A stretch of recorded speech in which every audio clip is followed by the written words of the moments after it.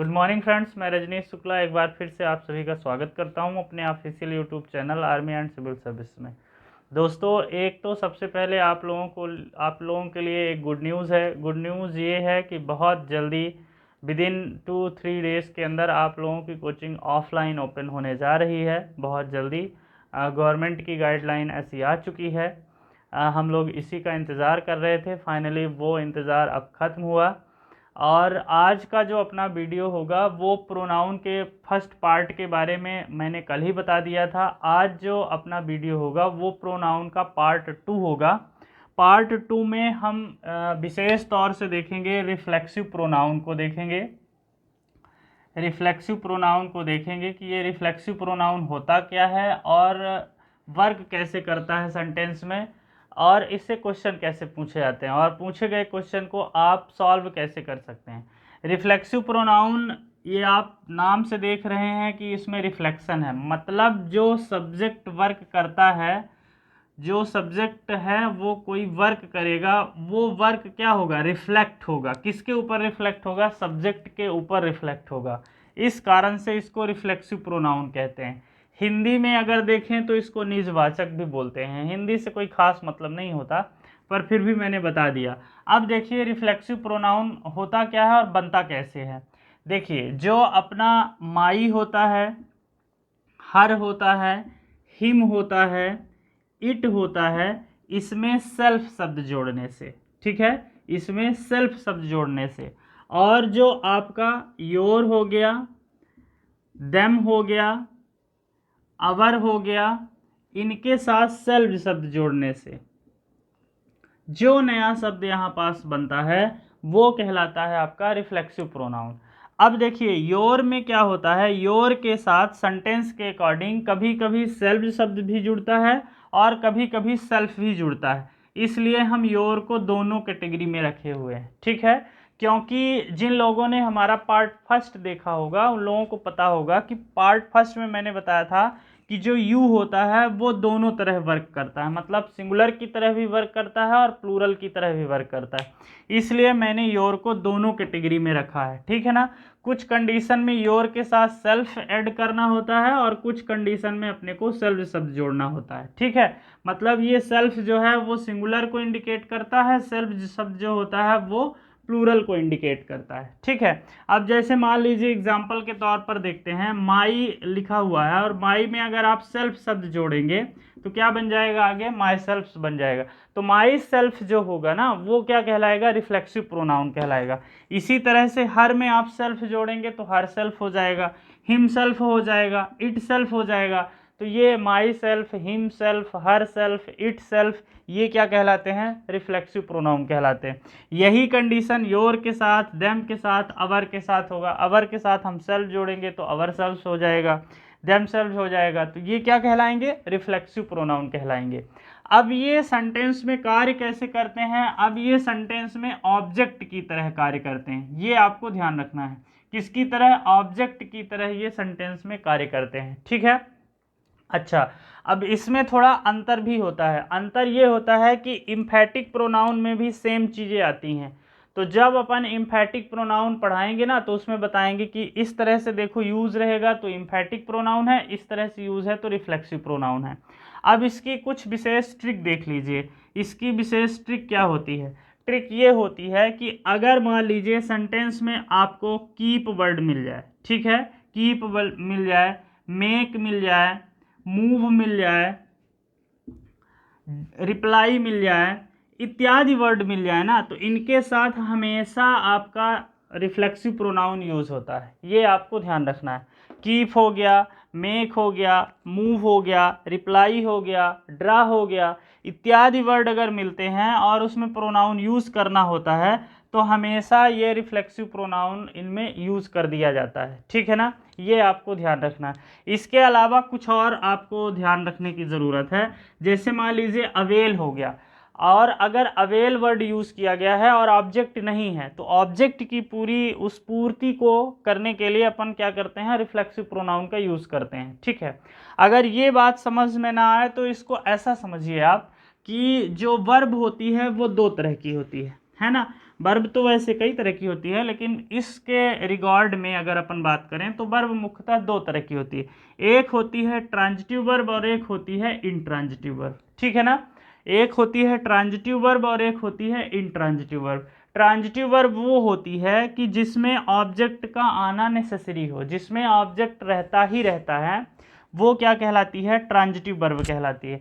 Intransitive वो verb कहलाती हैं जिसमें ऑब्जेक्ट का होना नेसेसरी नहीं होता, आवश्यक नहीं होता है ना, तो ये इंट्रांजिटिव वर्ब। तो जब मैंने बताया कि इंट्रांजिटिव वर्ब में ऑब्जेक्ट नहीं होगा, तो इस ऑब्जेक्ट की कमी को पूरा करने के लिए ना अपन किसका यूज करते हैं, रिफ्लेक्सिव प्रोनाउन का यूज करते हैं। आई बात समझ में।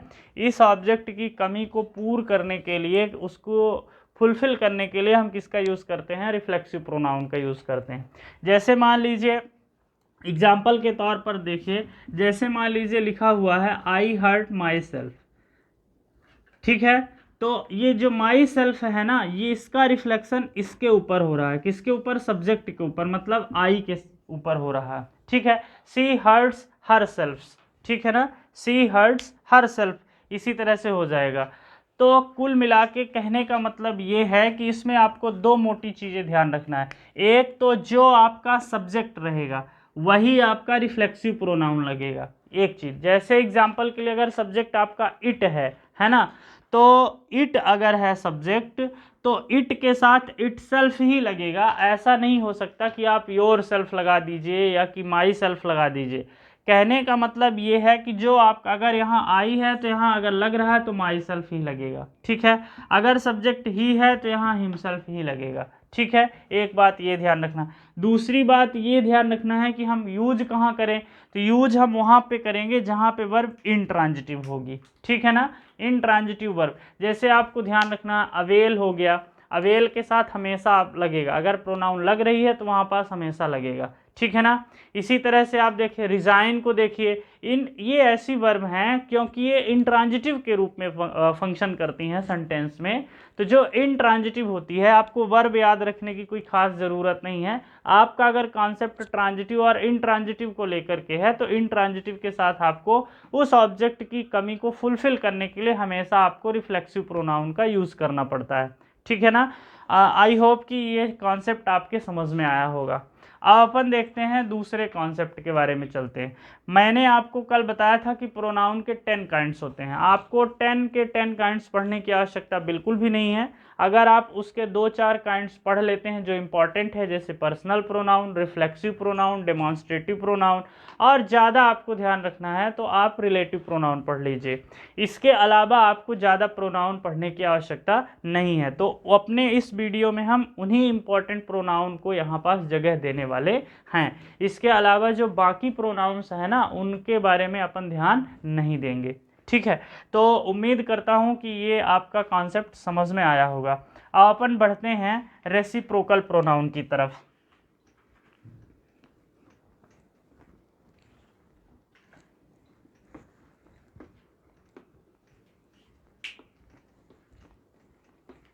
देखो, जो रेसिप्रोकल प्रोनाउन होता है ना, रेसिप्रोकल प्रोनाउन में दो आते हैं, ठीक है। दो मेन इंपॉर्टेंट चीज़ें आती हैं रेसिप्रोकल के अंतर्गत, दो आती ही हैं, ठीक है।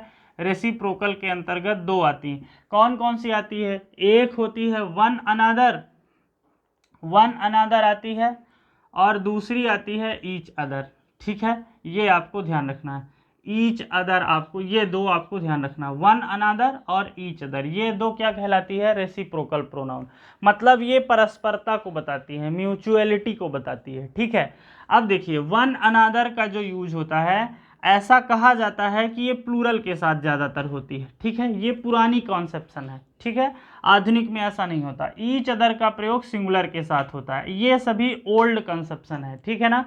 आधुनिक कॉन्सेप्ट के अकॉर्डिंग ये दोनों अंतर को समाप्त कर दिया गया है। आप सिंगुलर के साथ भी कर सकते हैं और प्लूरल के साथ भी कर सकते हैं, लेकिन इसमें एक चीज़ आपको ध्यान रखना है, जब आप वन अनदर का यूज़ करें तो ध्यान रखें प्रीपोजिशन इनके साथ विथ का यूज़ करें, ठीक है ना। किसका यूज़ करें? प्रीपोजिशन विथ का यूज़ करें। लेकिन अगर आप ईच अदर का यूज़ कर रहे हैं तो इसके साथ प्रीपोजिशन टू यूज़ करें, ठीक है। तो ये दोनों कहलाती हैं रेसिप्रोकल प्रोनाउन, ठीक है। वन अनदर और ईच अदर को क्या बोलते हैं, रेसिप्रोकल प्रोनाउन। इनके यूज में अब इनकी हिंदी तो आपको पता ही होगी। वन अनदर मतलब एक दूसरे से, ईच अदर मतलब एक दूसरे से। म्यूचुअल बताने के लिए मैंने शुरू में कहा ना कि ये म्यूचुअलिटी को बताती है, परस्परता को बताती हैं, आपस में रिलेशन को बताती है। तो बस इतनी बात आपको ध्यान रखना है। इसके बाद अपन चलते हैं डेमॉन्स्ट्रेटिव प्रोनाउन में। डेमॉन्स्ट्रेटिव प्रोनाउन में अगर अपन देखें, डेमॉन्स्ट्रेटिव प्रोनाउन को संकेतवाचक कहते हैं, संकेत के लिए यूज होती है। मतलब कौन कौन सी आती है, दिस आती है, दैट, दीज एंड दोज, ठीक है, ये आती है, दिस दैट दीज दोज। अब देखिए दिस जो होता है वो सिंगुलर होता है। कैसा होता है, सिंगुलर होता है। ये भी सिंगुलर होता है। दिस का प्लूरल होता है दीज, ये जो दीज होता है ना ये दिस का प्लूरल होता है। और दैट का प्लूरल क्या होता है, दोज होता है, ठीक है। अब देखिए इनका यूज कहाँ पे करते हैं।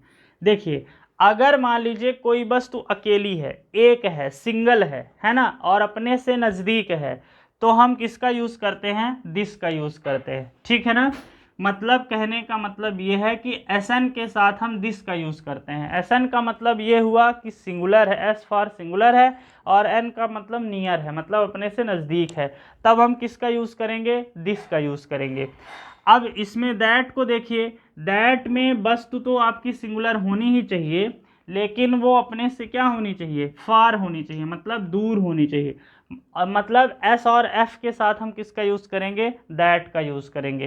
अब आ जाते हैं दीज के साथ, वस्तुएं प्लूरल होनी चाहिए, पी होनी चाहिए, और अपने से नज़दीक होनी चाहिए, मतलब पीएन कंडीशन में हम किसका यूज़ करेंगे, दीज का यूज़ करेंगे। दोज को अगर अपन देखें तो वस्तुओं को प्लूरल तो होना चाहिए लेकिन अपने से दूर होनी चाहिए, है ना, मतलब पीएफ के साथ। इनके साथ अपन दिस दैट दीज दोज का यूज़ करते हैं। ध्यान रखिए दिस के साथ और दोज के साथ अगर वर्ब आ रही है चाहे आपकी नाउन आ रही है, ये दोनों ही क्या होती हैं, प्लूरल आती हैं, ये आपको ध्यान रखना है। और दिस के साथ ये दोनों चीज़ें क्या आती हैं, सिंगुलर आती है। ये सबसे बड़ी ट्रिक है, ये सबसे बड़ा आपका कॉन्सेप्ट है, ठीक है ना। दिस दैट जो होता है ना वो हमेशा एज अ सिंगुलर की तरह कार्य करता है, लेकिन दीज दोज जो होता है ना वो प्लूरल की तरह कार्य करता है। अगर आप इसका एग्जाम्पल के तौर पर देखें ना, तो देखिए एग्जाम्पल कैसा है, जैसे मान लीजिए मैं आपको बताऊं कि ये मार्कर है ना, हम एक है, सिंगल है, हमारे पास है, तो हम बोलेंगे दिस इज़ माई मार्कर, ठीक है। अब सपोज करते हैं कि इस मार्कर को थोड़ा हम दूर कर देते हैं, हमारे वन हैंड रीच से दूर है, तो हम क्या बोलेंगे, दैट इज़ माई मार्कर। अब देखिए जैसे मान लीजिए प्लूरल हो गए, ठीक है ना, मोर देन वन हो गए, एक से ज़्यादा हो गए, और हमारे नज़दीक है, तो हम क्या बोलेंगे, दीज आर माई मार्कर्स, ठीक है ना, क्या बोलेंगे, दीज आर माई मार्कर्स। अगर इनको हम थोड़ा दूर कर देते हैं, अपने वन हैंड रीच से आउट कर देते हैं, तब क्या बोलेंगे, दोज आर माई मार्कर्स, ठीक है ना। उम्मीद करता हूं कि एग्जाम्पल समझ में आया होगा। हालांकि दिस और दैट का प्रयोग इसके अलावा भी होता है, आप इतना मत समझिए, क्योंकि दैट जो होता है ना कंजंक्शन की तरह भी कार्य करता है, उसको अपन कंजंक्शन में समझेंगे, है ना। तो वो कॉन्सेप्ट अलग है कि विच का यूज़ करें, दैट का यूज़ करें, हुज का यूज़ करें, हु का यूज़ करें, हुम का यूज़ करें, वो थोड़ा अलग कॉन्सेप्ट है, वो इसको यहाँ पे नहीं ऐड किया जा सकता, क्योंकि अभी अपन डेमॉन्स्ट्रेटिव प्रोनाउन पढ़ रहे हैं, तो अपन संकेत के लिए करेंगे, इशारा करने के लिए, पॉइंट आउट करने के लिए। जैसे बोल रहे हैं ना दिस इज़ माई पेन, मतलब हम संकेत कर रहे हैं। लेकिन अगर मान लीजिए दूर है तो हम बोलेंगे दैट इज़, मतलब उसको हम पॉइंट आउट करेंगे कि दैट इज़ माई पेन, ठीक है, या मार्कर। तो उम्मीद करता हूँ कि आपको ये रिफ्लेक्सिव प्रोनाउन, रेसिप्रोकल प्रोनाउन और डेमॉन्स्ट्रेटिव प्रोनाउन, इनका कॉन्सेप्ट जो है आपको समझ में आया होगा। कॉन्सेप्ट अगर आपका समझ में आ गया है तो फिर कितना भी आप एक्सरसाइज करें वो आपके ज़्यादा से ज़्यादा क्वेश्चन सही होंगे। अगर आपका कॉन्सेप्ट क्लियर नहीं है तो फिर आप इधर उधर की बातें करते रह सकते हैं, उसमें कोई मतलब होने वाला नहीं है।